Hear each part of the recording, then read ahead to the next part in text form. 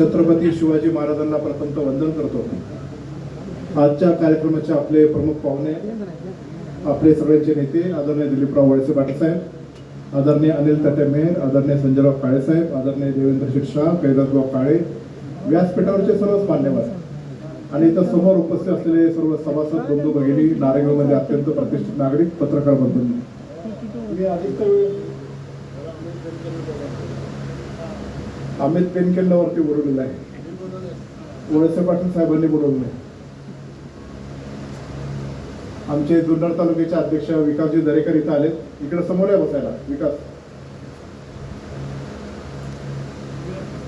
आज मी पतसंस्थेबाबतीत अनेक लोकांनी इथं मार्गदर्शन केले। आपण सर्वजण बऱ्यापैकी पतसंस्थेच्या एक कारभारी इथं बसलेले आहेत।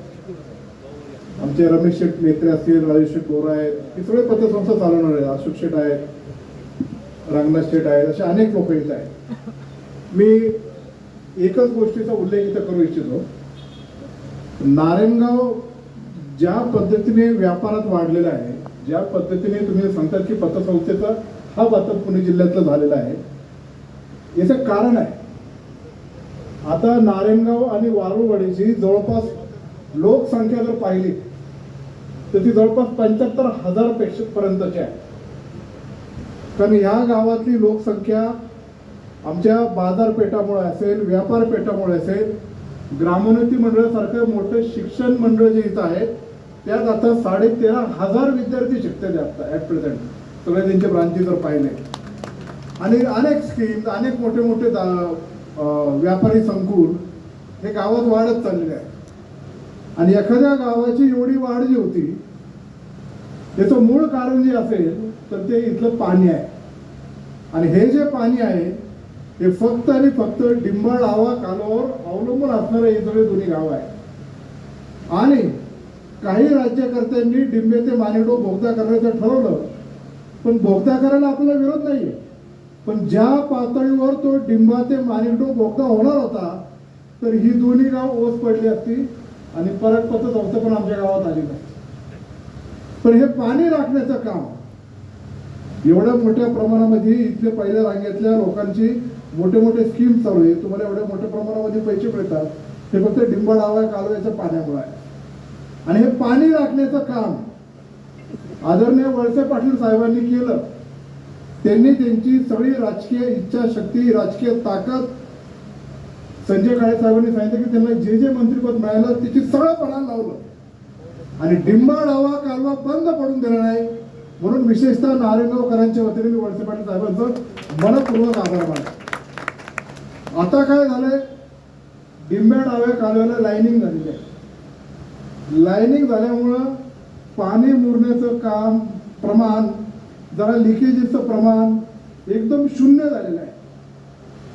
तो डिंबाळावा कालवा वर्षातले जवळपास 9 ते 10 महिने चालू आहे। तो कालवा बंद झाला का 15व्या दिवसाला नारायणगावला इफेक्ट येतोच पाण्याला। म्हणून त्यासाठी नारायणगाव आणि वारुळवाडी हे जे शहर वाढलेलं आहे, शेजारचा गुंजाळवाडी आहे, त्याच्याकरता ह्या वाढलेल्या शहराला पिण्याच्या पाण्याच्या संदर्भात लाईनिंग जर पक्क केलं तर थोडंफार प्रमाणामध्ये अधिकचं पाणी आपल्याला नारायणगावकरांना सोडावंच लागणार आहे, नाहीतर इथं पाण्याची टंचाई निर्माण होईल, अशी परिस्थिती निर्माण झालेली आहे।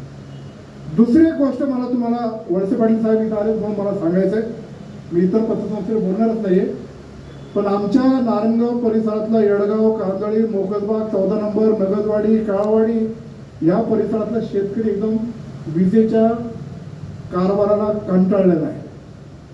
अत्यंत मागचे 15 दिवस, महिनाभर आमचे वाईट गेलेले आहेत आणि अजूनही चाललेले आहेत।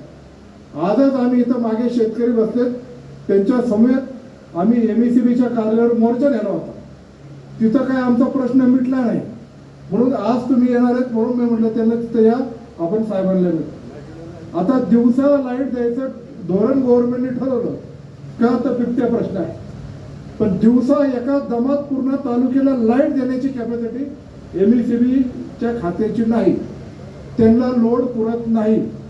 जी 8 तास वीज देणारे म्हणतात ती पूर्ण 8 तास मिळत नाही, काही ठिकाणी 6 तास देतो म्हणतात, पण ती इतकी प्रमाणात खंडित होती तर लिफ्ट चालू केली तर अर्धा तास शेतामध्ये पाणी पोचायला लागतं, तोपर्यंत लाईट लगेच उडते. मग कुठं कंडक्टर गेला, कुठं फ्यूज गेला, कुठं वायर तुटली, कुठं डीपी जळाली, अशा सगळ्या प्रसंगाला सामोरं जायला लागतं. बरं, ज्या मोटारी दिवसाच्या लाईटवर चालायच्या, कधी रात्रीच्या लाईटवर चालायच्या, नंतर त्या शेतीच्या मोटारला कधी कधी सिंगल फेजची लाईट चालायची, तर ते सिंगल फेज आता पूर्णतः बंद केलेली आहे. ठीक आहे, सिंगल फेज बंद केली तर आमचं काय म्हणणं नाही, घरगुतीला 24 तास सिंगल फेज आहेत, पण आमच्या ज्या शेतीच्या ज्या मोटारी आहेत त्याला मुबलक वीज आता दिली जात नाही. तशी पाहायला गेली तर पूर्ण दाबाने 3 फेजची लाईट ही मिनिमम 10 तासाची पाहिजे. 8 तास देतात ती मिळत नाही, 6 तास केली ती मिळत नाही. माझी साहेबांना विनंती आहे की तुम्ही आता महाराष्ट्राचे वरिष्ठ अधिकाऱ्यांशी बोला, कारण आम्ही एक्झिक्युटिव्हशी बोललो, आम्ही चीफ इंजिनियरशी बोललो, ते म्हणतात आमच्या हातात काय नाही. वरती कोण लोकेश चंद्र साहेब नावाचे एक साहेब आहेत, त्यांच्यावर तुम्हीच बोललं पाहिजे की आमच्या मोटारी ज्या आहेत, जोपर्यंत तुमची दिवसा लाईट देण्याची कॅपॅसिटी होत नाही, जोपर्यंत तुमच्याकडे लोड पुरत नाही, आता आमच्या मोटारी तुम्हाला 6 तास लाईट द्यायची ना 6 तास द्या, पण इतर वेळी रात्रीच्या वेळेस आमच्या मोटारीला सिंगल फेजची लाईट ही दिली गेली पाहिजे, अशी आमच्या शेतकऱ्यांच्या वतीने ही मागणी आहे. शेवटी हे जर केलं नाही तर शेतीचं अर्थकारण बिघडलं जाईल आणि त्यानुसार परत पतसंस्था या सगळ्या गोष्टी सगळ्या ठप्प होतात. म्हणून मला तुम्हाला एक विनंती आहे की एवढा आमचा मार्ग काढावा, एवढीच विनंती करतो. पराग पतसंस्थेला मनपूर्वक शुभेच्छा देतो. अत्यंत चांगली पतसंस्था आणि पुढेही चांगल्या हातात असल्यामुळं ती चांगल्या पद्धतीने पुढे चालेल. त्यांचा जो टप्पा होता की 1 कोटी या फर्स्ट डेला गाठायचा, त्यांनी कधीच तो गाठलेला आहे, कारण तुमची गुणवत्ता अत्यंत चांगली असल्यामुळं आणि मार्केटमधलं रेटिंग तुमचं पतसंस्थेचं आणि पराग समूहाचं खूप चांगलं असल्यामुळं आमच्या लोक खूप तुमच्यापर्यंत आकर्षित झालेत. आता आमच्या नारायणगावची यात्रा चालू आहे, 23 तारखेपर्यंत यात्रा चालणार आहे. रोज आमचं फ्लोटिंग पॉप्युलेशन इथल्या परिसरातल्या गावातलं इतक्या मोठ्या प्रमाणात आहे. या मुक्तादेवीचा आशीर्वाद आमच्या गावावर आहे आणि तोच आशीर्वाद या पतसंस्थेला लाभल्याशिवाय राहणार नाही, एवढं त्या निमित्ताने सांगतो. जुन्नर तालुक्याच्या आम जनतेच्या वतीने मी या पतसंस्थेला मनपूर्वक शुभेच्छा देतो आणि आमचा सत्कार केला त्याच्याबद्दल आभार. धन्यवाद. जय शिवराय.